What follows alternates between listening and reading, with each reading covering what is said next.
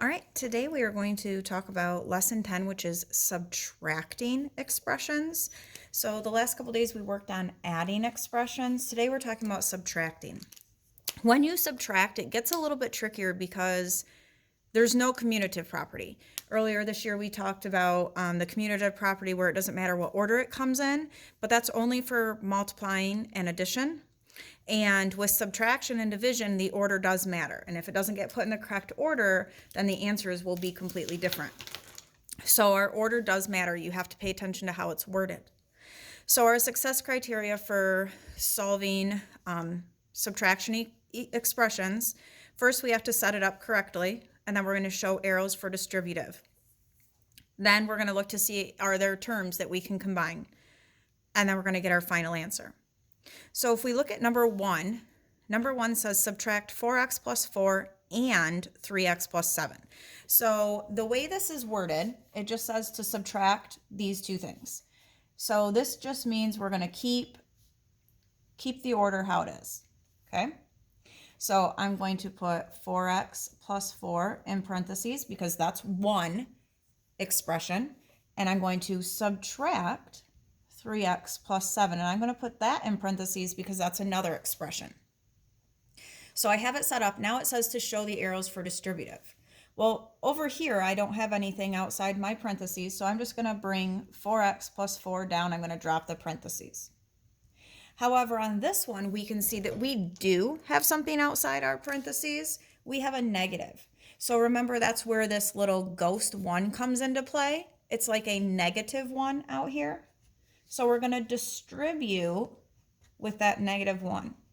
And remember from previous lessons, when we distribute, it means that we multiply, and that we multiply with each term on the inside. So a negative 1 times 3x, so negative 1 times 3 is going to give me a negative 3, keep your x. A negative 1 times a positive 7, so negative 1 times positive 7 is going to give me a negative 7. Remember, making it a negative 7 is the same thing as subtracting 7. So now I'm going to look through and I'm going to say, okay, are there any terms that I can combine? Any like terms? So I see I have a 4x and I have a negative 3x. So those ones can go together. So they're different signs. I subtract. 4x minus 3x is just going to leave me with x. And I don't need to put the 1x because it's understood to be a 1. Now I have a plus 4 and a minus 7, or a positive 4 and a negative 7. So different signs subtract. Keep the sign of the bigger number. So 7's bigger and it's negative. So 7 minus 4, that's going to give me a minus 3 or negative 3. All right, good job.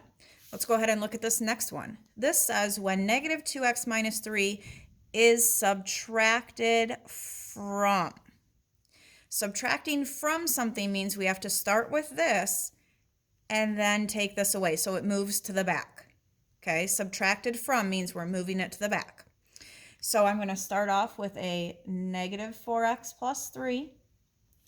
And from this amount, I'm going to subtract negative 2x minus 3. Remember that those expressions have to be put inside parentheses. So if I look at my first one, I don't have anything out here to distribute. So I'm just going to bring down my negative 4x plus 3, and I can leave out my parentheses. However, on this one, again, we have that negative sign out there, that minus sign. So that's like saying a minus 1 or negative 1. So I'm going to distribute with that negative 1 to each term on the inside. So this is a negative 2x, and this is a negative 3. Okay, so a negative 1 times a negative 2, so negative times negative is positive, so that's going to give me a positive or plus 2x. A negative 1 times a negative 3, negative times negative gives me a positive or a plus 3. So now I'm going to look and I'm going to say, okay, now I need to combine like terms. So I have a negative 4x and a positive 2x. And then I have a plus 3 and a plus 3. So I'm going to do my variables first. So negative 4x, positive 2x, so different signs subtract, and negative 4 is bigger, so I'm going to keep it. It's going to be a negative 2x. Then I have a plus 3 and plus 3, so they're same signs. I add and keep, so 3 plus 3 is 6. All right, now what I'd like you to do is, this one says find the difference of negative 6x minus 4 and negative 5x plus 5. So find the difference, keep the order the same. I want you to pause the video and work this problem out and then restart it and see if you got it correct. If you did not get it correct, make sure you make the changes that you need to. So first I'm going to put my negative 6x minus 4 in my parentheses, and I'm subtracting because difference means to subtract. And then in parentheses next is a negative 5x plus 5. I don't have anything out here to distribute, so it's just like multiplying everything by a positive 1. And so I'm just going to bring down negative 6 minus 4. But right here, this is like saying I have a negative 1. So I'm going to distribute or multiply through with a negative 1. Negative 1 times negative 5x is going to give me a positive 5x. Negative 1 times positive 5, that's going to give me a negative 5. Now I can look for combining like terms. I have a negative 6x and a positive 5x, so those ones can be combined together. And then I have two constants. I have a negative 4 and a negative 5. So a negative 6x and a positive 5x, so different signs subtract. 6 minus 5 is 1, or just x. 6 was bigger and it's negative, so that's going to be a negative x, or negative 1x. Now I have a negative 4 and a negative 5, so my rule is same signs, add and keep. So I'm just going to add them together and keep them negative. So that's going to give me a negative 9, which is the same thing as minus 9.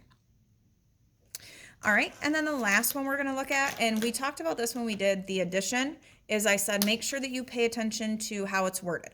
Okay, so it says if A equals negative 6x plus 7 and B equals 9x minus 8, what is B minus 8? Or B minus A, sorry. So you have to pay attention to how it's worded.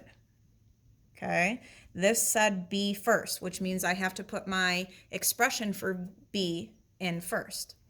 So I'm going to do 9x minus 8 minus, and then my expression for A was negative 6x plus 7.